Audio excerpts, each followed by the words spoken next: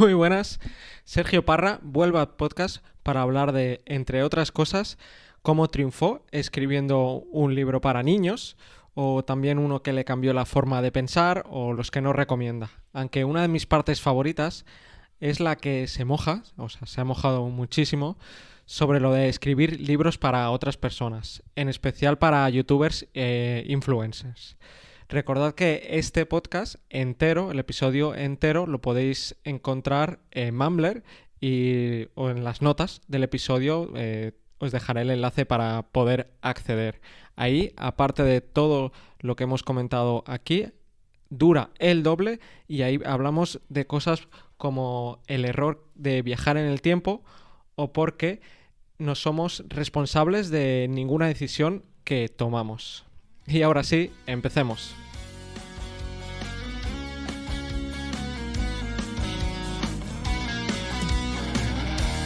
En algún lugar de un gran país. Hola Adrián, pues nada, un placer repetir, estar de nuevo aquí en tu podcast. Mira, para quien no te conozca, a ver, normalmente a la gente, cuando a los invitados les pregunto que se definan, pero a ti te he escuchado varias veces varias definiciones de ti mismo y hay una en particular que me gustó, ¿vale? Ujú. Que decías, soy un picaflor, junto letras para diversos medios, edito libros y ejerzo como ghostwriter. Guionizo podcast y programas de televisión. Y cuando me queda tiempo libre, también doy charlas, colaboro en radio y me apunto a saraos diversos. Bueno, no Y recoge... aún te quedas corto, aún hay más cosas. no recoge todas las dimensiones de mi vida, seguramente, pero no está nada mal. Yo creo que de todo lo que has dicho me quedo con lo de picaflor. Soy una persona con muchos intereses que va picoteando y que realmente tampoco soy un experto en nada, ni pretendo serlo, porque tengo una curiosidad tan omnívoda, digamos, que voy, ya te digo, me cuesta mucho centrarme en una cosa y cuando aprendo algo enseguida esto me lleva a otra cosa y me gusta mucho hacer composiciones de lugar y conexiones entre cosas y nada, ya se voy tirando. Y si encima me pagan por ello, pues yo contentísimo. Pues genial.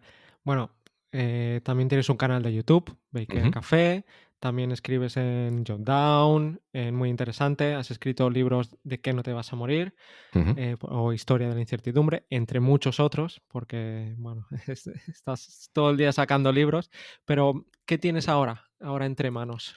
Pues hace poco entregué un guión para Televisión Española Ujú. que se va a llamar El año de las emociones, que son 5 capítulos que van a emitir uno por semana y yo creo que dentro de un mes o así, que en cada capítulo se habla de una emoción distinta.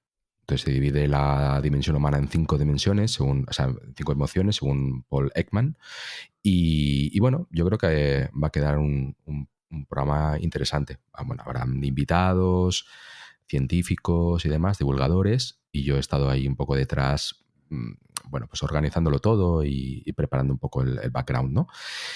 Y también actualmente estoy muy metido en el tema de la inteligencia artificial, Ujú. pero no tanto desde el punto de vista técnico como desde el punto de vista más filosófico, neurocientífico.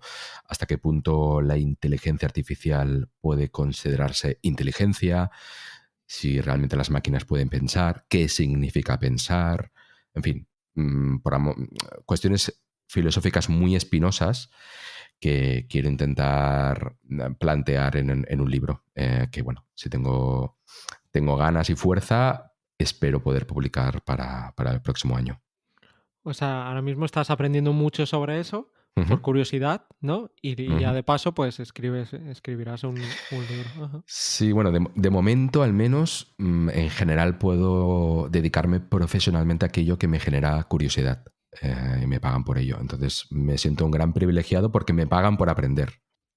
Y te quería preguntar, ya que te hablas bastante del entorno, ¿no? ¿Qué crees que es lo más importante para la gente para leer más?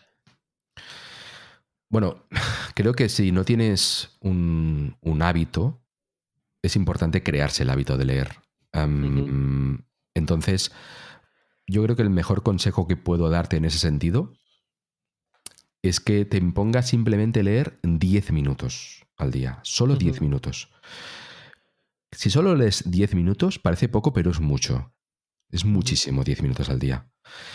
Pero es que además estoy convencido de que si encuentras un buen libro y un buen libro te atrapa, con 10 minutos ya es el enganche adecuado para seguir y tirar un ujú, poquito más. mm, Al final, yo creo que la gente que no lee es porque sencillamente no lee. Cuando empiezas a leer, no puedes evitar seguir leyendo. Evidentemente, también es importante el entorno. Si estás rodeado de gente que lee y te cuenta entusiasmada, pues lo que acaba de leer, lo que acaba de descubrir, por ejemplo, tu podcast, en ese sentido es una gran fuente de inspiración, pues eso te empuja, ¿no? A decir, oye, pues yo también quiero sentir eso, quiero leer más sobre ese tema, me interesa, ¿no? Y cambiando bastante de tema, ¿vamos a enfermar por el 5G o por dejar el wifi, el router encendido por la noche? Lo cree mucha gente, ¿eh? Yo de hecho lo he hecho. O sea, yo lo hacía, de apagar el router del wifi por la noche por eso, por tema de salud. Claro. Mira, no solamente lo cree mucha gente, sino que lo cree mucha gente formada. Gente con estudios, gente inteligente incluso, ¿no? Y, y es normal, o sea, tú no puedes saber de todo. Todo el mundo cae a veces en cosas que no tiene ni idea, ¿no? Yo hace muchos años, pues también pensaba que la homeopatía, pues a lo mejor tenía, pues no sé, algún principio activo o algo que yo no podía entender, pero sí podía funcionar, ¿no? Por algo que no. Al final es una cuestión de información. A la que te informas un poco sobre este tema, te das cuenta de cómo funcionan las ondas electromagnéticas, las Ujú, ondas ionizantes y no ionizantes. Es decir, ¿que puede ser que te enfermes con el 5G y demás? Puede ser. Yo no lo sé todo y la ciencia no lo sabe todo. Ahora bien, si esto ocurre, debería explicarse por qué ocurre, porque de repente acabas de descubrir mecanismos que violan los principios fundamentales de la física que conocemos, de la física que se estudia en primero de carrera. Y si esto es así, la persona que lo descubra, bueno, debería recibir un premio Nobel, automáticamente. Eso de primeras. Luego de segundo, como yo te decía, hay ondas no ionizantes. Es decir, el wifi y demás son ondas electromagnéticas que no tienen la suficiente fuerza como para cambiar la órbita de tus electrones, simplificándolo muchísimo, ¿vale? ujú. Esto pasa con la televisión, pasa con los microondas, incluso pasa con la luz visible. La luz visible de una bombilla Sí. es como el wifi, es exactamente lo mismo. Y hace exactamente lo mismo, es decir, nada. No Ujú, así ocurre con algunas partes del espectro de la ultravioleta de la luz del sol. La luz del sol sí que tiene el poder de hacer eso. Eso sí que es peligroso. La luz del sol es lo peligroso, no el wifi. O los rayos X, por ejemplo, que se usan en algunos dispositivos médicos. O incluso cuando coges un avión y estás volando, como estás en ujú. una capa de la atmósfera que hay menos densidad, pues a lo mejor te atraviesan más fácilmente rayos cósmicos y demás, que eso también cambian un poco tu... Bueno, tiene efectos mutagénicos, ¿no?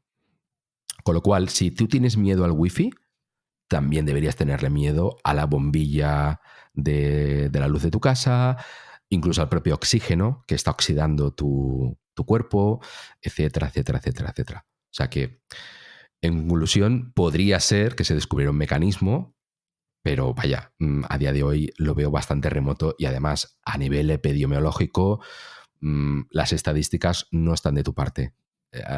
No han aumentado los casos de tumores cerebrales por usar el móvil, etcétera, etcétera, etcétera. Y estos miedos se parecen mucho a los miedos que hace unos años aparecieron con los primeros microondas, por Mm, ejemplo, mm. y demás. O sea, que son miedos bastante comunes, sencillamente porque no se entiende muy bien cómo funcionan las ondas no ionizantes.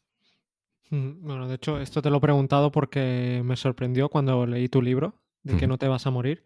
También hablas de el peligro de estar cerca de una central nuclear o no peligro, pero no hablaremos sobre ello. El que quiera que, que se compre tu libro porque merece la pena, ujú, ¿vale? Pero además eres también negro literario, ujú. ¿no? ¿Cómo empezó eso? Bueno, yo al principio empecé a trabajar como, entre otras cosas, en el Sarao Literario empecé a trabajar como editor. Entonces, claro, como editor siempre acabas, pues a lo mejor escribiendo algunos fragmentos de algunos libros, asistiendo al escritor en algunos temas, eliminando a lo mejor párrafos redundantes del libro Ujú. o mejorando algún párrafo, pues eso, en aras de que haya un poquito más de claridad expositiva y demás. Pero es cierto que al final muchísimos libros, muchísimos más libros de los que cree la gente, no son obra de una sola persona, sino de un equipo de personas que están en el Ujú. editorial, ¿no? O sea, que yo ya Ujú. estaba más o menos familiarizado con eso. Pero una vez sí que es cierto que me pidieron directamente escribir un libro entero y que lo firmara otra persona, en este caso una persona famosa, en este caso un youtuber, en una Ujú. época donde se estaban empezando a escribir los primeros libros de youtubers y era un fenómeno bastante nuevo. De hecho, tampoco se entendía muy bien en qué consistía este fenómeno. Y como yo siempre soy una persona curiosa y estaba bastante metido también en todo esto, pues pensaron que yo podía sintonizar mucho mejor. Por un lado, podía escribir bien el libro y por otro lado, podía sintonizar con el autor del libro y encontrar un poco pues eso, sus dejes a la hora de hablar, sus manías, sus gustos y escribir algo que interesara mínimamente a su audiencia, ¿no? Y bueno, me lancé, fue una novela, me lo pasé muy bien, la verdad, fue una experiencia interesante y les gustó a la editorial, me pidieron más cosas, luego lo típico, otras editoriales se enteran de tu trabajo, te piden y bueno, hoy en día forma parte te diría casi el 30% de mi trabajo remunerado procede de esta actividad. Ujú. Claro, tú ya habías escrito otros libros cuando te encargaron Claro. ese libro, el youtuber famoso. Entonces me estás diciendo que los youtubers realmente no escriben los libros ellos mismos. Me estás... Bueno, a ver. Habrá alguno que a lo mejor sí. No me sorprende, era ironía, ¿eh? Pero...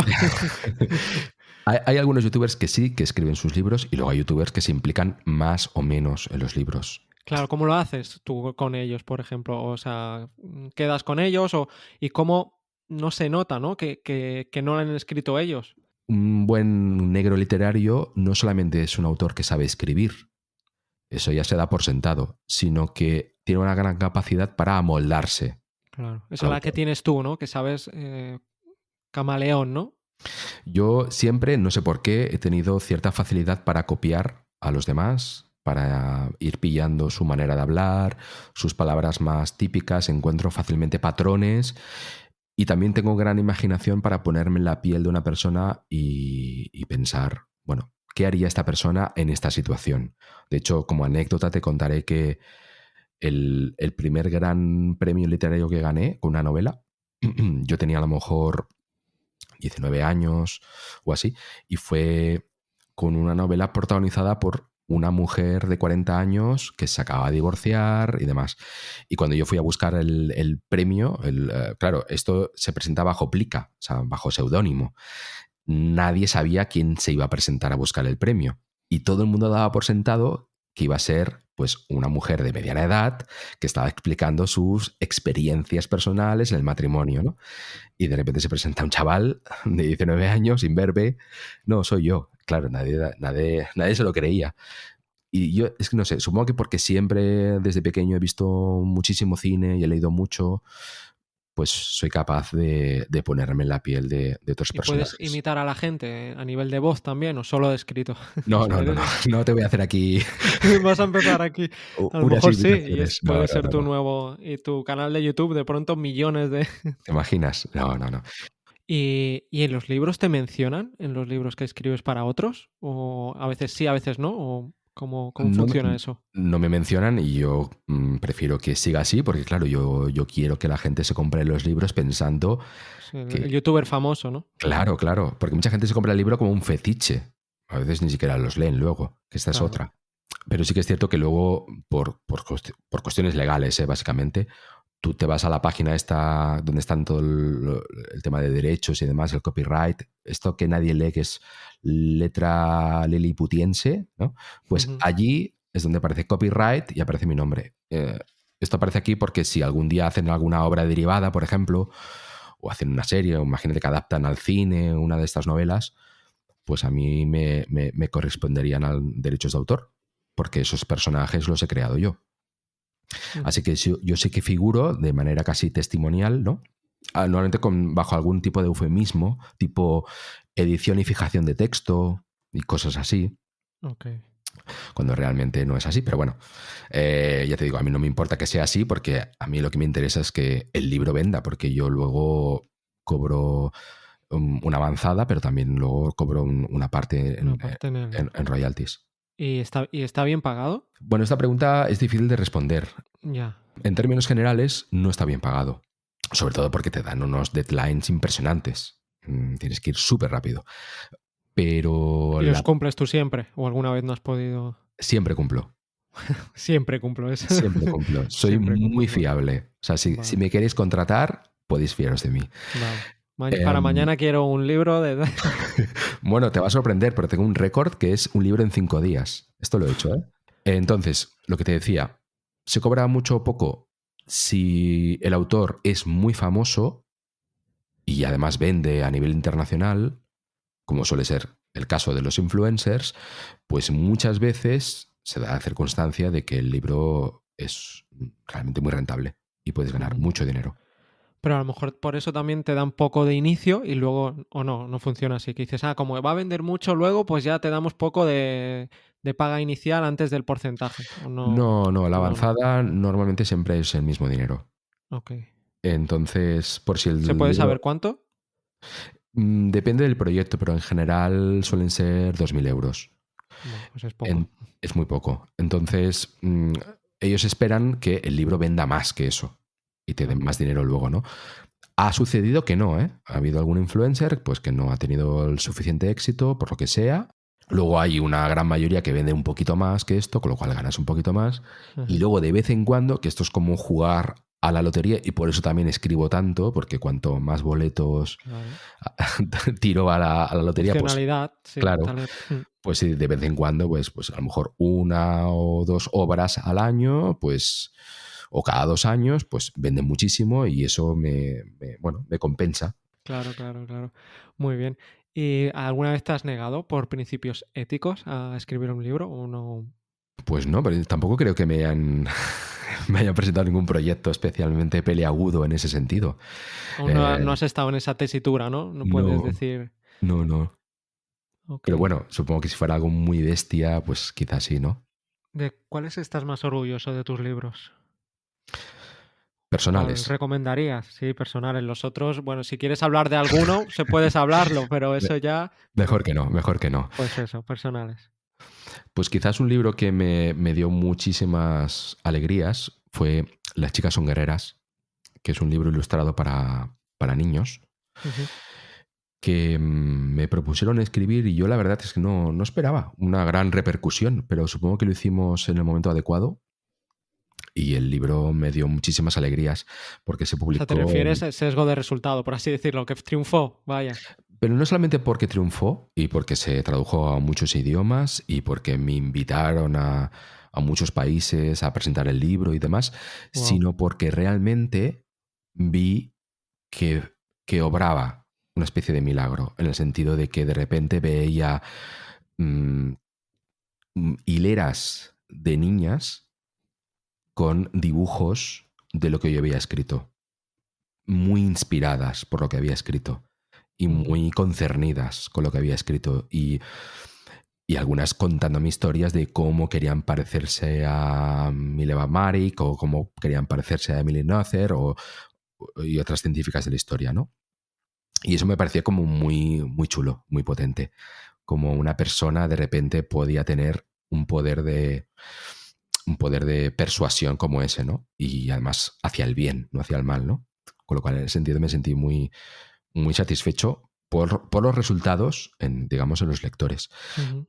A nivel más personal, pues supongo que el libro que más me ha gustado escribir, por todo lo que ha comportado a nivel intelectual y demás, pues mira, quizás sea este último que tú te has leído, de que no te Sí. vas a morir. Es un libro que me ha permitido, para mí mismo incluso, establecer estadísticas sobre 1000 peligros del mundo y tener una idea del mundo, unas coordenadas del mundo mucho más ajustadas a la realidad. Ujú. Muy bien. Y si quieres podemos hablar de otros libros, no solo los tuyos, porque claro, tú lees muchísimo, pero, por ejemplo, algún libro de ciencia que te haya marcado.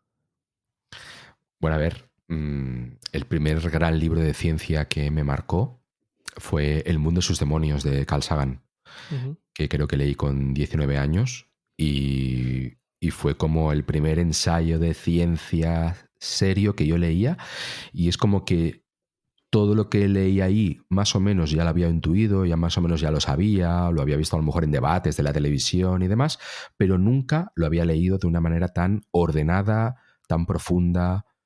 No sé, fue una experiencia tan potente que a partir de ahí dije, wow, realmente leer ciencia no se parece en nada a ver un debate de ciencia o a ver un documental o ir a un museo o incluso ir a determinadas clases.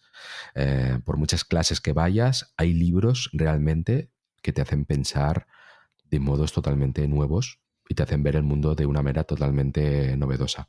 Así que yo creo que El mundo y sus demonios, que básicamente habla de cómo el ser humano es una máquina de registrar la realidad bastante sesgada y bastante imperfecta, con lo cual es muy difícil acceder a la realidad y a la verdad y a lo que ha pasado realmente, con lo cual tendemos a rellenar las lagunas de ignorancia con mitos y demás.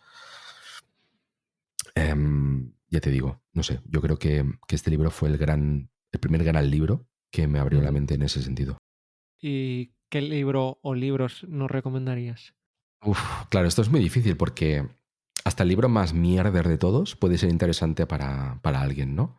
Todo depende de los intereses, el bagaje lector y Claro. demás. Pero Pero bueno, ya, obviamente. Sí, sí. yo de buenas a primeras desaconsejaría todos los libros que hablan sobre el pensamiento positivo, Ujú, que hablan sobre el si quieres puedes, ujú. y sobre todo todos los libros que hablan de pseudociencia a granel como si fuera ciencia oficial, tipo Reiki, homeopatía. Pero el secreto te gusta, ¿no? Menos mal que tenemos la cámara puesta y te he visto la sonrisa, porque si no, cuelgo ahora mismo. Sí, sí, yo creo que estos libros, a pesar de que tienen mucho éxito, y yo entiendo que a algunas personas a lo mejor incluso les puede satisfacer, creo que a la larga producen más mal que bien. Sí, yo siempre visualizaba que encontraba parking cuando tal y muchas veces me decepcionó. Yo no encontraba, yo visualizaba que porque en un sitio que costaba mucho aparcar y luego nada, y digo, vaya timo. Sí, sí. Pero eso es durísimo, porque al final lo que te está diciendo es que si te pasa algo malo es tu culpa.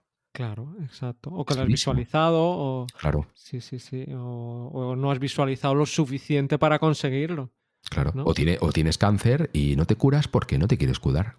Claro, no lo Eso es visualizas lo durísimo. suficiente o no. Sí, sí, sí. Es, es muy, muy heavy. Y ya para acabar, ¿a quién te gustaría que invitara al podcast para hablar de libros? Pues mira, yo creo que alguien que os podría dar juego es Val Muñoz de Bustillo, de Polímatas. Polímata. Ujú, Y luego yo creo que Mónica Quintana mm. os podría dar muchísimo juego porque a nivel lector se parece muchísimo a mí. Una persona que es epistémicamente hambrienta, es también muy picaflor, y le encanta leer, le encanta descubrir, le encanta hablar de todo, con lo cual yo creo que os podría dar una entrevista muy chula. Tengo pendiente, sí. Sí, algún día quiero invitarla. Me leí su último libro, además. Sí, sí, habla de muchísimas cosas. Es súper picaflor total Ujú, el libro de Upgrade. Sí, sí, ujú. sí, sí. Pues nada, muchísimas gracias, Sergio, por haber venido. A ti por invitarme. Chao. Hasta luego.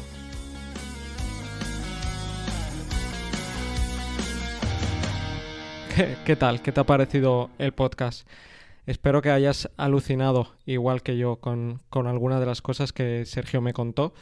Además de todo esto, en el podcast privado me contó cosas como la diferencia entre tener pereza social y ser introvertido, o también me dijo algunos libros muy, muy interesantes que le gustaron mucho.